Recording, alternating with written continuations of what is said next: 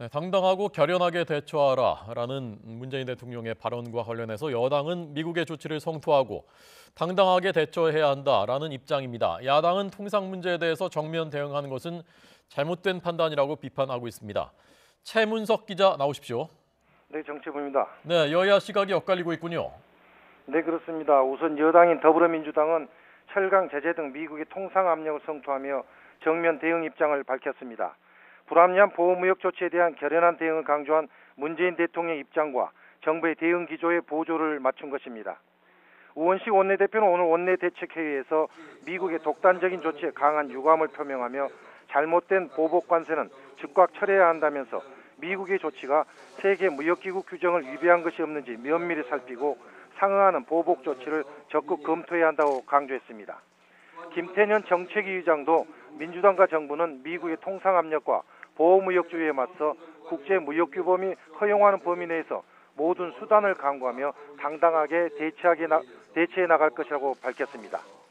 홍익표 정책위 수석 부의장도 미국의 통상 압박이 도를 넘었다며 우리도 미국 농축산물에 대한 검역을 강화하는 등 조치를 취해야 한다고 주장했습니다. 하지만 자유한국당은 정부가 통상과 안보를 분리해서 대응한다는 기조에 따라 미국의 통상 압박에 정면 대응하기로 한 것은 잘못된 판단이라고 비판했습니다. 미국의 무역 제재는 현 정부의 친북 정책에 대한 보복 조치이며 한미 공조가 매우 절실한 상황에서 통상 분야에서 정면 대응할 경우 자칫 한미 동맹까지 훼손될 수 있다는 것이 한국당의 주장입니다. 홍준표 대표는 페이스북에 올린 글에서 북한을 제재하듯 한국도 제재할 수 있다는 것을 보여주는 것이 최근 연이은 미국의 경제 보복이라며 친북 정책을 버리지 않으면서 강경하게 대응한다고 이 국면을 벗어날 수 있겠느냐고 반문했습니다.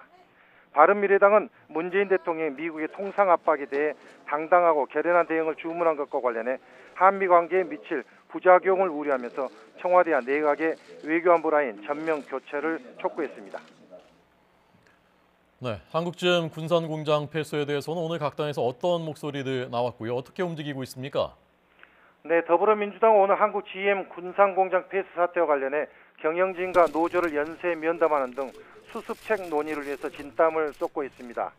이번 사태가 경제에 미치는 파장이 만만치 않은 데다 도널드 트럼프 미국 대통령의 통상 압박 움직임에 맞물리며 위기감이 고조되는 상황인 만큼 집권 여당으로서 난관 돌파에 힘을 보태야 한다는 판단에 따른 것입니다.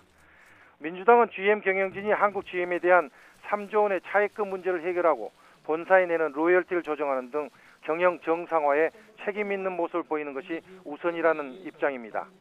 민주당 한국 GM 대책 태스크포스는 오늘 오전 한국 GM 노조와 간담회를 한 데 이어 베리 앵글 GM 회계부문 사장과도 만나서 향후 대책을 논의합니다.